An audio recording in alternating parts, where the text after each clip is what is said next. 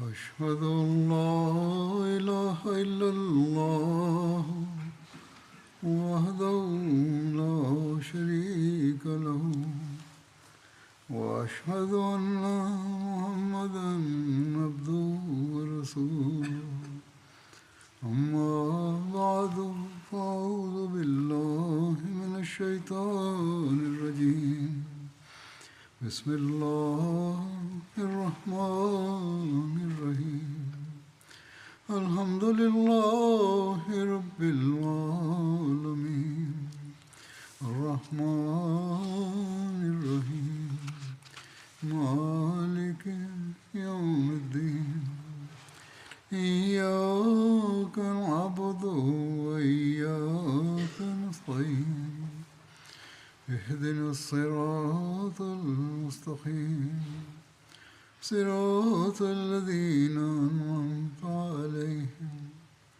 غير المغضوب عليهم ولا الضالين. Bismillahirrahmanirrahim.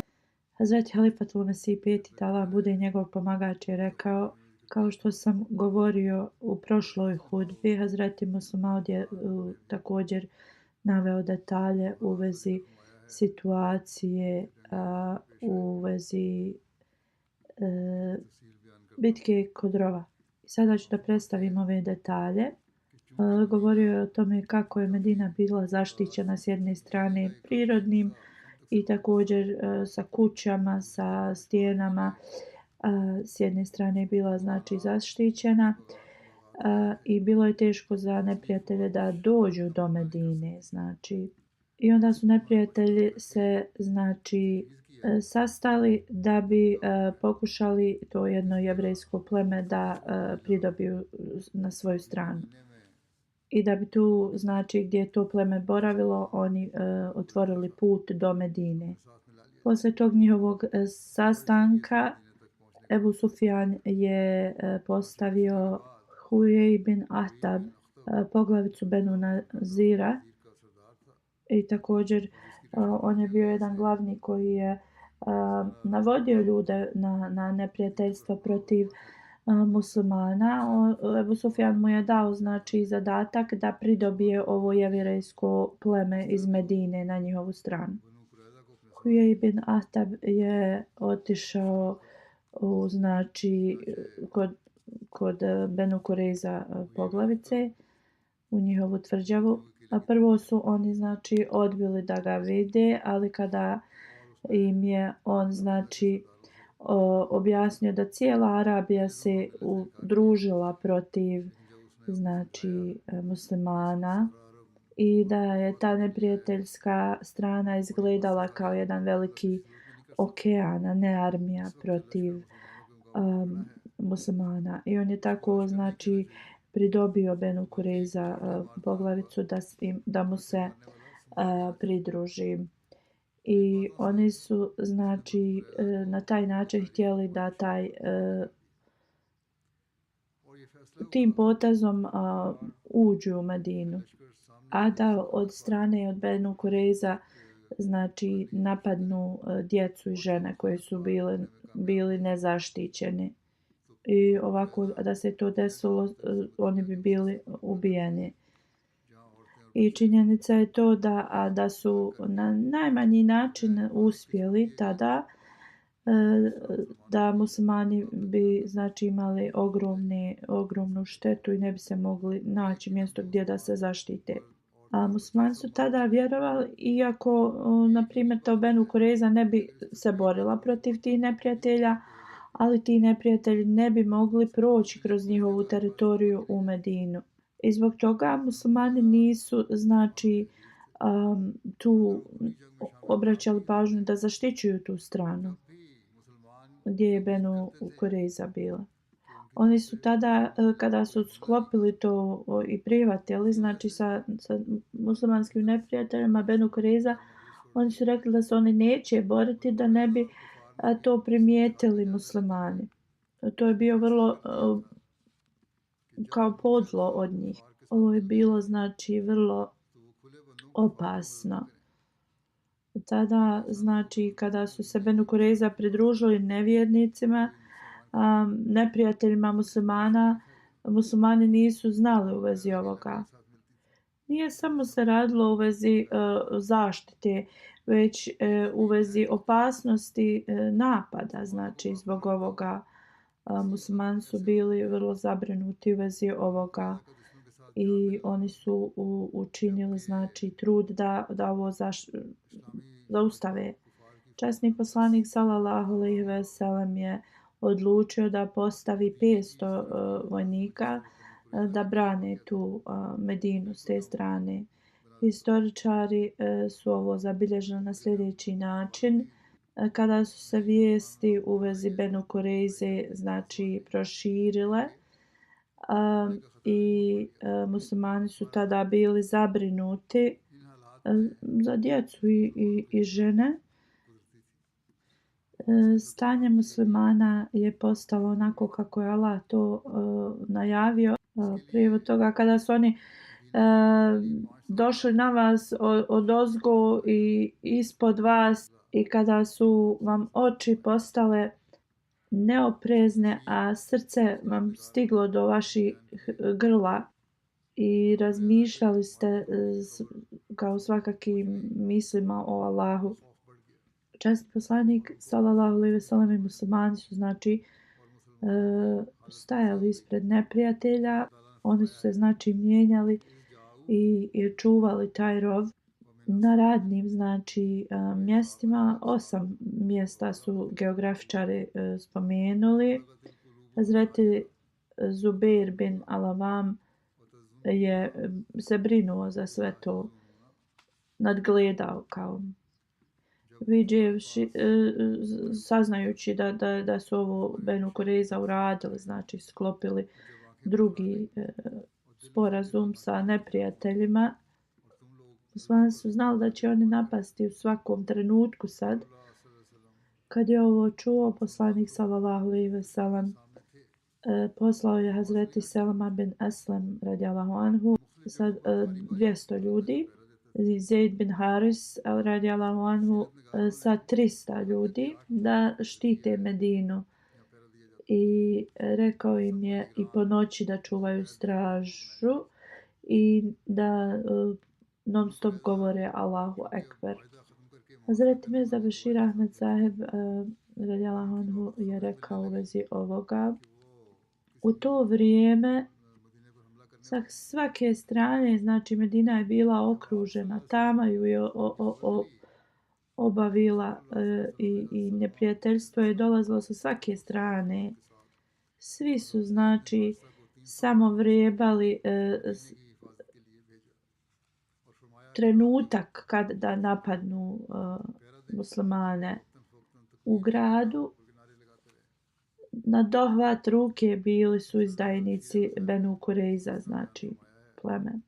I oni su imali veliku, znači, opremu i mlade momke koji su bili spremni za napad sa svake strane,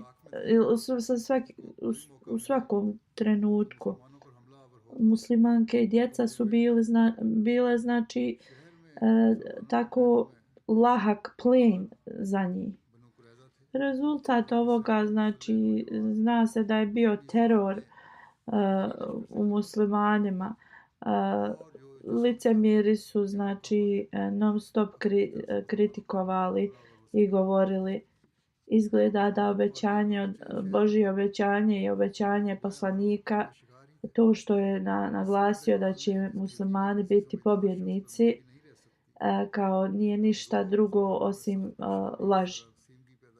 Mnogi licemjeri su dolazili kod poslanika sallallahu alejhi ve sellem i govorili: o Allahu poslaniče, naši domovi su nezaštićeni u Medini. Daj nam dozvolu da idemo našim kućama kao da branimo. Kao odgovor na ovo, Allah dželešanuhu je poslao sljedeću objavu. Prijevod: nije u redu da ovi ljudi se brinu za njihove kuće da su otvoreni. Radije oni traže dozvolu da bježe sa ratnog boja. Ali zaista tada istinski muslimani su pokazali svoju vjeru. Kao što u časnom Kur'anu stoji: kada su vjernici vidjeli armiju nevjernika, oni su rekli: ovo je šta je Allah i njegov poslanik nama obećao. A zaista Allah i njegov poslanik su istiniti. I znači ovo je samo dodalo njihovoj vjeri i njihovoj pokornosti.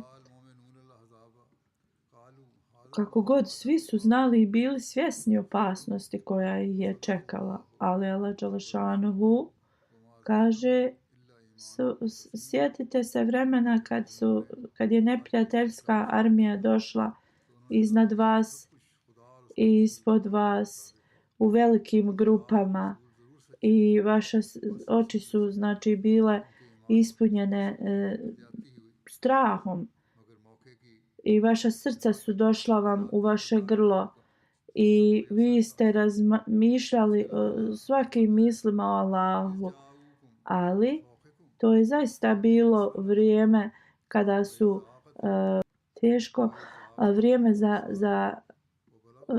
za vjernike, bili su potrešeni i u tom znači vremenu kako mala grupa vjernika i kako oni nisu imali dovoljno ni ljudi da drže stražu i zaista zato što su to radili danju i noću, to je mnogo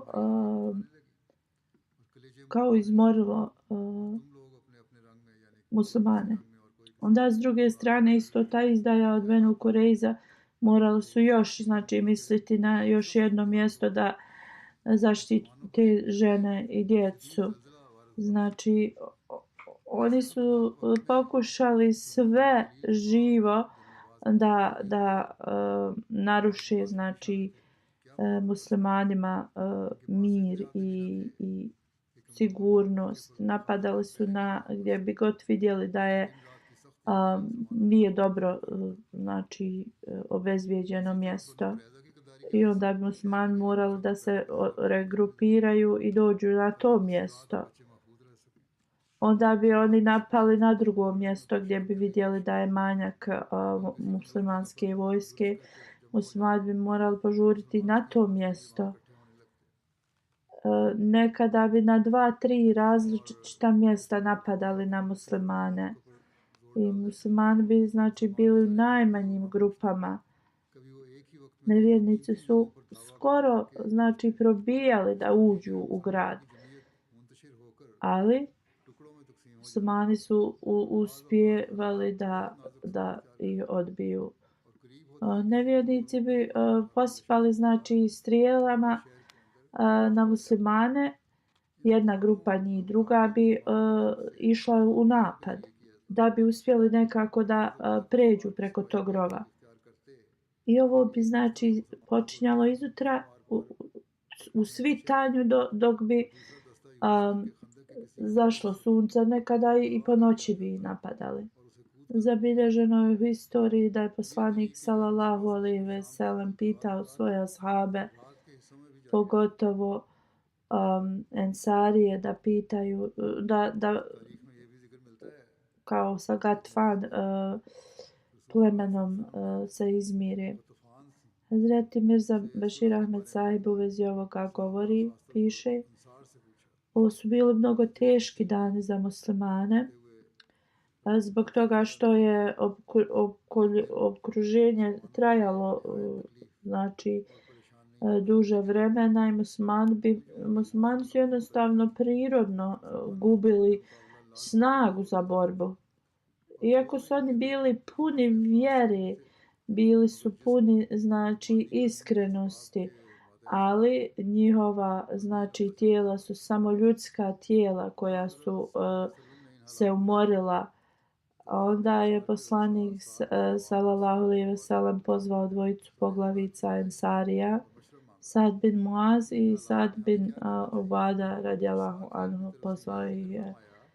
I jednostavno im je predstavio sve ove situacije i poslanik sallallahu alejhi ve sellem je rekao da ćemo znači dio naše imovine Gatfan plemenu samo da se zaustavi ovaj rat.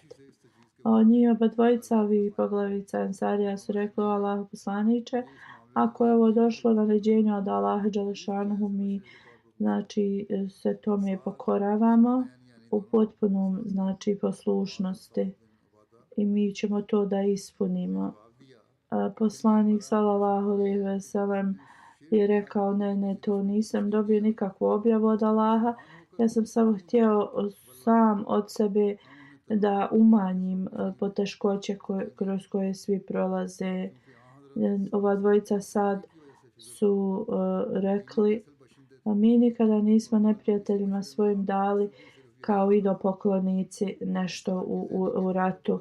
Onda zašto da kao to radimo kao muslimani? Tako nam Boga, nećemo im ništa drugo osim udaraca od naših mačova im dati. Poslanik sallallahu alejhi ve sellem je bio znači zabrinut zbog Ensarija koji su bili znači tu starosjedioci i on je znači tim želio da vidi kakvog su znači mentalnog stanja Ensarije tad.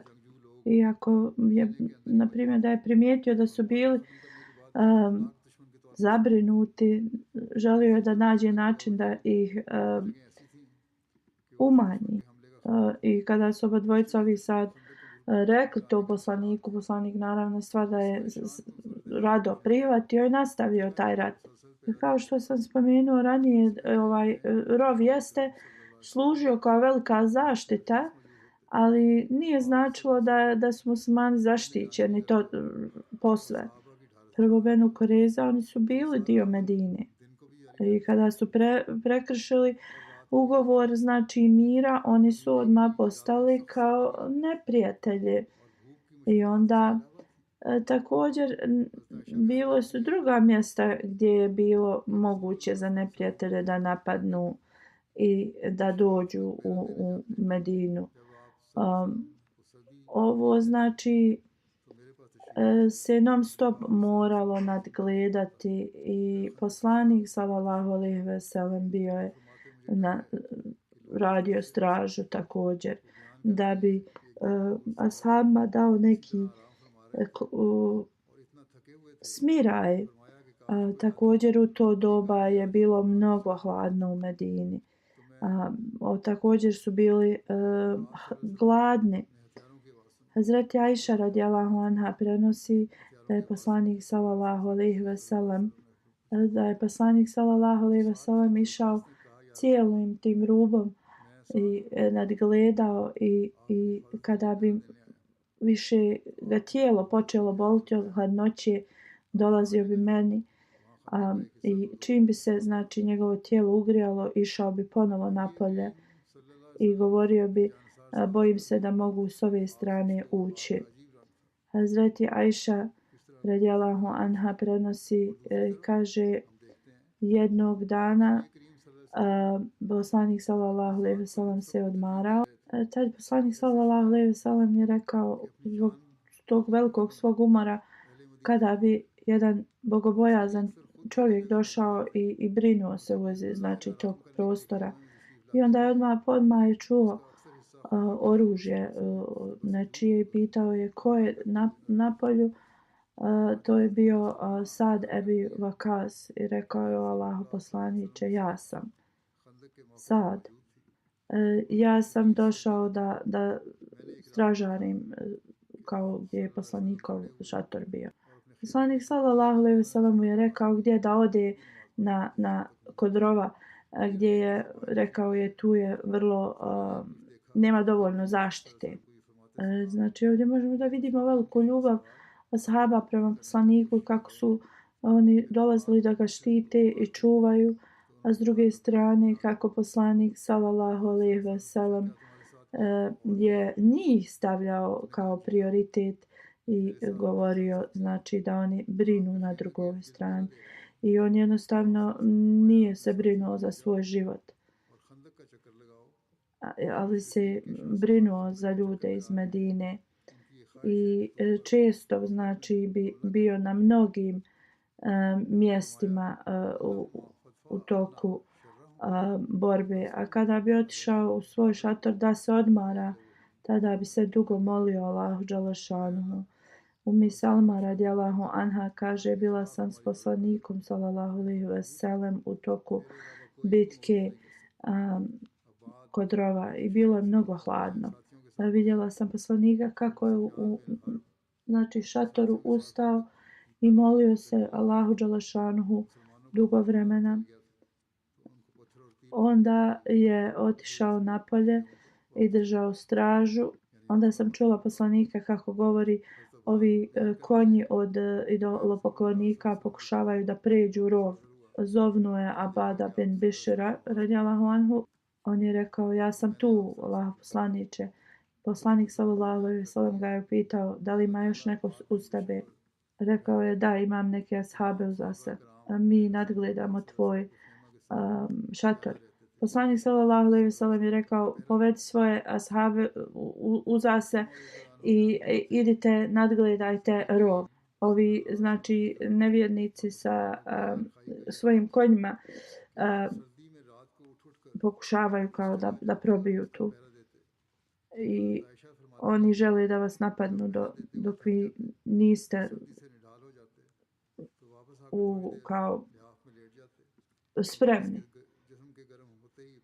Poslanik se je molio, Allahu naš, otkloni zlo od nas i pomozi nam protiv njih i pobijedi ih, niko osim tebe ih ne može pobijediti. Abad je otišao sa svojom grupom, a Ebu Sufjan je sa svojim prijateljima znači pokušavao da napadne. Kada smo slani primijetili, oni su počeli da bacaju kamenje i strijele i oni su tada, nevjernici su tada pobjegli. Hazreti Abad radijallahu anhu prenosi, vratio sam se kod poslanika sallallahu alejhi ve sellem, vidio sam da on klanja i poslije njegovog namaza sam mu rekao u vezi ovih informacija.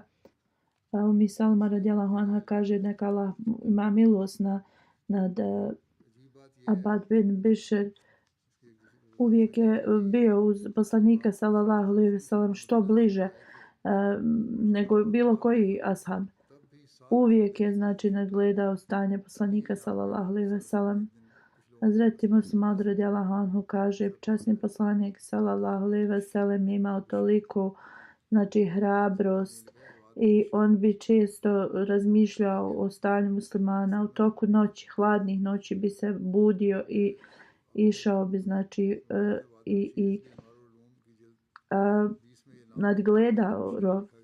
I Hazret Ajša radijallahu anha govori kako je poslanik sallallahu alejhi ve sellem samo dolazio kratko vrijeme u šator i onda bi izlazio.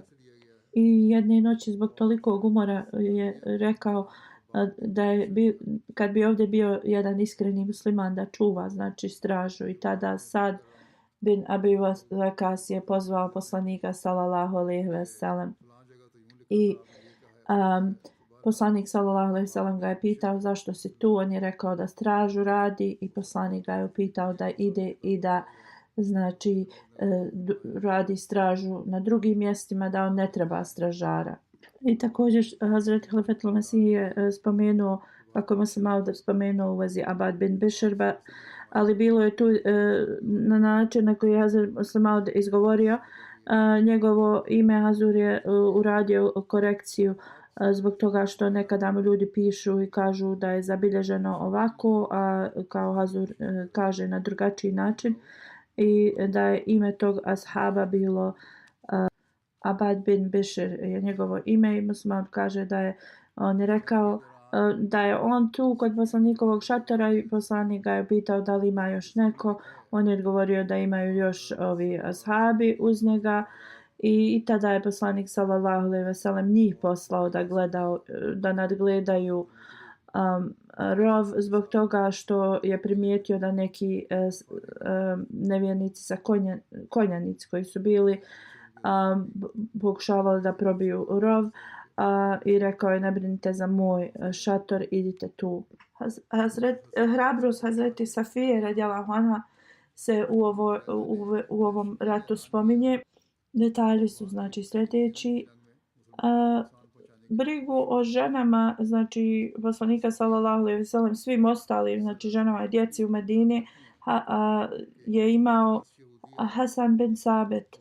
Kada su Benu Kurejza znači iznevjerili muslimane, tada su Jevreji počeli da smišljaju kako da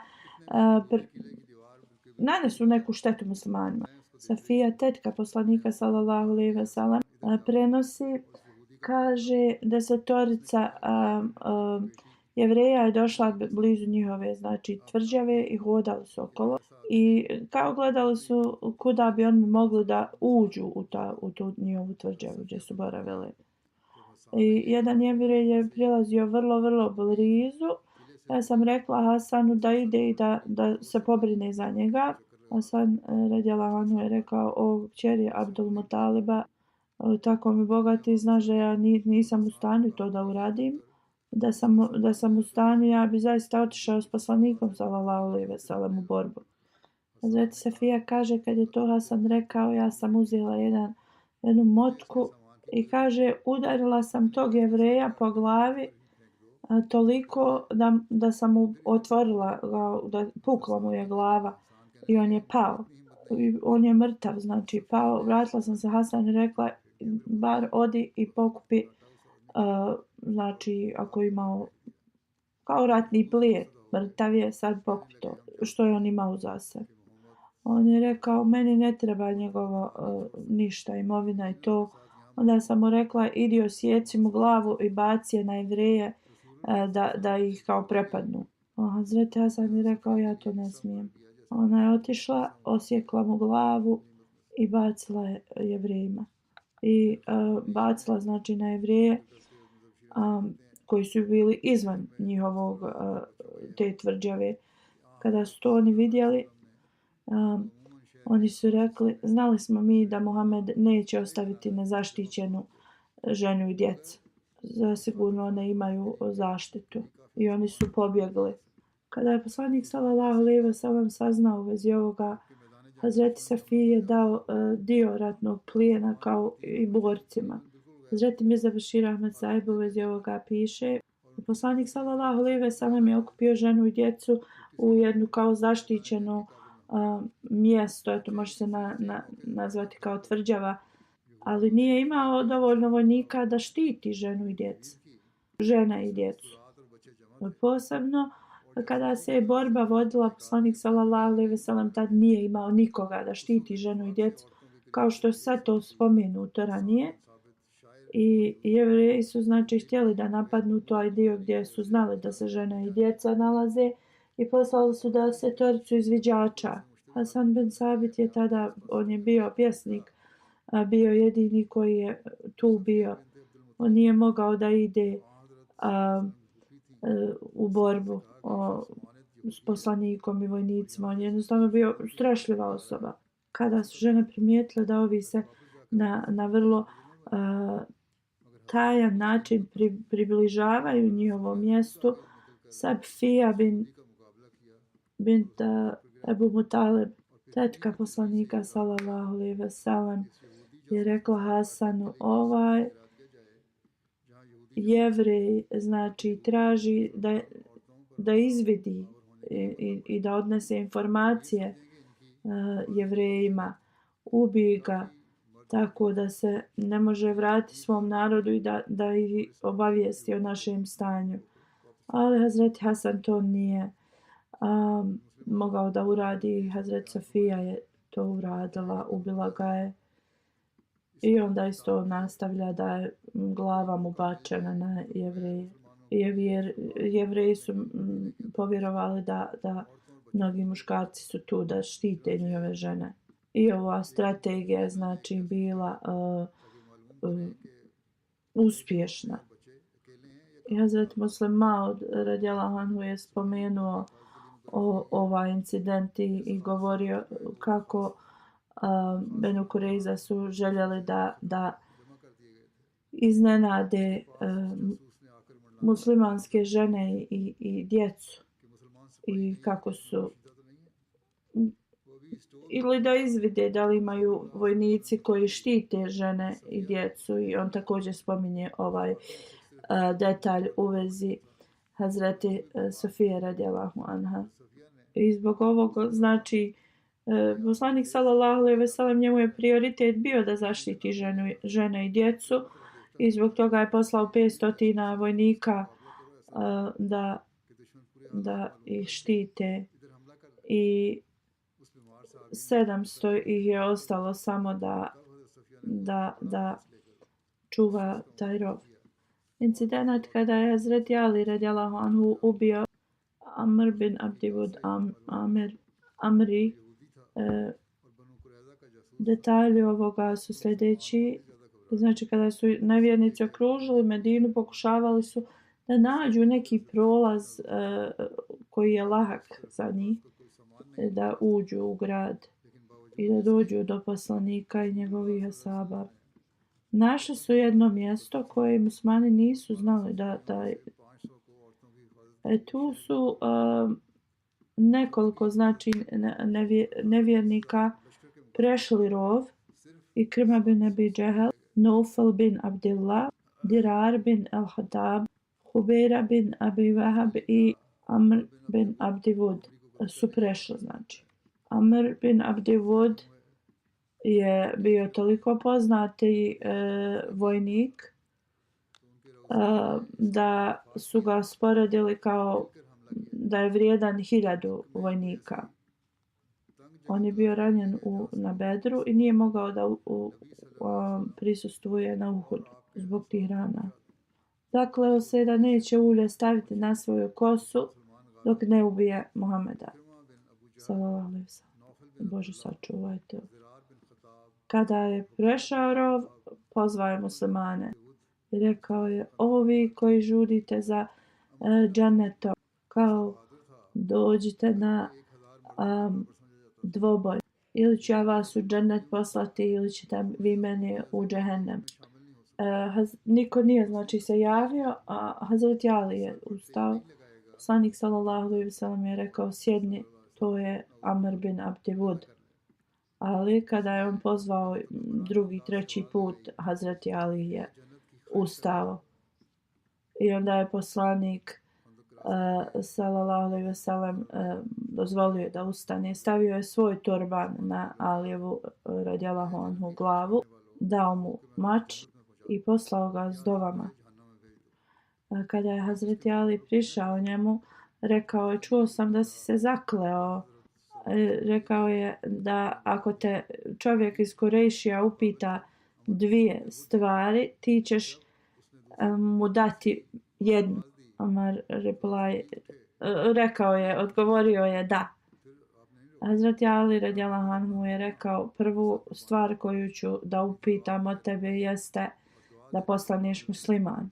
I prihvatajući poslanika sallallahu alejhi ve sellem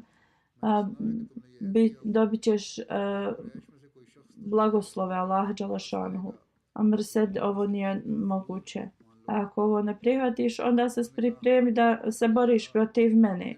To mu je Hazreti Ali radijallahu anhu rekao. Amr se počeo smijati i rekao: nikada nisam ni zamislio da će neko sa mnom razgovarati ovako. Onda je pitao Hazreti Ali koje mu je ime i porijeklo. Kada mu je Hazreti Ali to rekao mu je: tvoj otac je bio moj prijatelj. Idi nazad i pošalji nekoga starijeg od sebe. I govoreći mu kao: bratiću, ti si dijete i ne želim da ti prolijem tvoju krv. Pošalji nekoga starijeg od tebe. Sveti Ali radijallahu anhu je rekao: ti možda ne želiš da proliješ moju krv, ali ja neću ni razmisliti kao da ne prolijem tvoju. Od tolike ljutine kada je ovo čuo, Amr je skočio sa svog konja i krenuo prema Aliju. I ubio je prvo od te ljutine ubio je svog konja i onda je krenuo da se bori. Tolikom brzinom i udarom pukao je po Hazreti Aliju da mu je taj oklop pukao i rasjekao mu je čelo malo. U isto vrijeme Hazreti Ali je uzvikao Allahovo ime i napao je na njega da je znači njegov neprijatelj nije se mogao odbraniti. Hazreti Ali znači mu je presjekao njegovo rame i ostavio ga na zemlji da umre. Neki hadis prenose da nije 2 nego 3 stvari, a Hazreti Ali rekao da on izabere. Prva da on treba da se vrati, znači to u drugim hadisima se spominje da je Hazreti Ali imao više osim, da je rekao više osim 2 te stvari. Prva da se vrati, odakle je došao. Omer je kao odgovorio da to neće da uradi. Druga je bila da on postane musliman, a treća kao da se bori protiv njega. Kada je on bio ubijen, ovi što su bili uz njega, znači pobjegli su odmah, prestravljeni. Naufal bin Abdullah je bio ubijen, a Hazreti Zubair ga je ubio. Ubeira bin Abi Wahab je bio među njima, on je od Umihani bio suprug sestra od Hazreti Alija, znači zet od Hazreti Alija. Što se spominje da su napali na Hazreti Alija, ali Hazreti Ali se borio protiv njih i oni su pobjegli. Ubeira je ostavio i svoj znači oklop iza. Iako je on bio kao zabilježen kao najbolji konjenik iz Kurejšija. Dirar bin Hatab prema jednom hadisu kad je pobjegao, to je bio brat od Omera radijallahu anhu, da je Omer radijallahu anhu za njim znači gonio ga. Onda se on okrenuo, uzeo koplje da udari Omera radijallahu anhu, ali je se zaustavio. I rekao je Omere zapamtio ovu kao zapamtio ovaj moment da te nisam napao. Zabilježeno je kako je Omer radijallahu anhu vratio na ovu kao uslugu od njega, ali to nije bila usluga, to je bila znači milost Allaha dželešanu nad njim da vjerovatno molitve Hazreti Omera radijallahu anhu za njega, da kada su muslimani znači pobjedili Meku, osvojili Meku, njegov brat znači tada Dirar je prihvatio islam. Posle toga on je znači punim srcem se borio na strani muslimana i uvijek znači se borio i na bici Jamama je poginuo. Prema nekim hadisima kaže da nije postao šehid u toj bitci, već da je živio kao dug život. A poslije smrti Amr bin Abdi Wud, nevjernici su poslali poruku poslaniku sallallahu alejhi ve sellem. Rekli su da će 10.000 dirhama da im da se njegovo tijelo. Poslanik sallallahu alejhi ve sellem je rekao uzmite ga, mi ne uzimamo novac za mrtve. Prema nekim hadisima Naufal bin Abdullah je bio ubijen kao na drugom mjestu, ne tu. Detalji toga su da jednog dana sa svojim konjem pokušao da preskoči taj rov i da je konj nije mogao znači da preskoči taj rov i on je pao u rov i pao je znači i slomio vrat i mrtav je bio. I opet su tražili njegovo tijelo da plate, ali poslanik sallallahu alejhi ve sellem je rekao da mi ne uzimamo pare za mrtve. Niti mi zaustavljamo vas da ga ukopate. Muslim radijallahu anhu također je ovo spomenuo i rekao je zbog čega su oni to tražili da plate, zbog toga što su oni znači kasapili tijela i spomenuo je Hazreti Hamzu radijallahu anhu kako su oni iskasapili tijela, a to je za njih bilo kao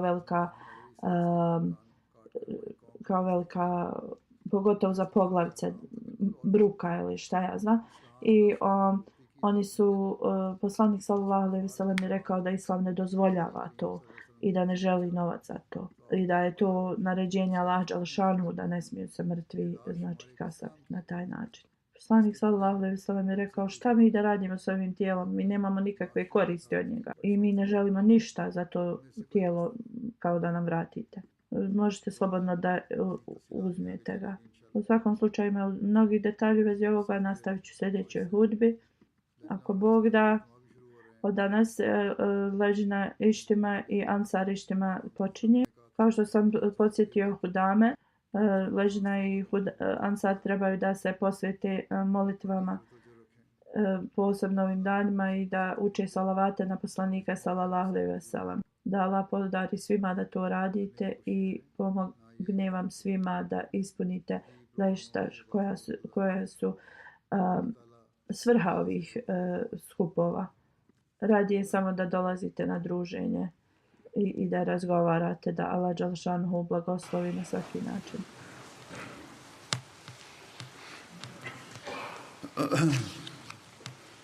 Alhamdulillah, alhamdulillah, nahmaduhu wa nasta'inuhu wa nastaghfiruhu wa nu'minu bihi wa natawakkalu alayhi wa na'udhu billahi min shururi anfusina wa min sayyiati a'malina. Man yahdihillahu fala mudilla lahu ومن يضلل فلا هادي له ونشهد أن لا إله إلا الله ونشهد أن محمدا عبده ورسوله. عباد الله رحمكم الله إن الله يأمر بالعدل والإحسان وإيتاء ذي القربى وينهى عن الفحشاء والمنكر والبغي يعظكم لعلكم تذكرون. اذكروا الله يذكركم وادعوه يستجب لكم ولذكر الله أكبر.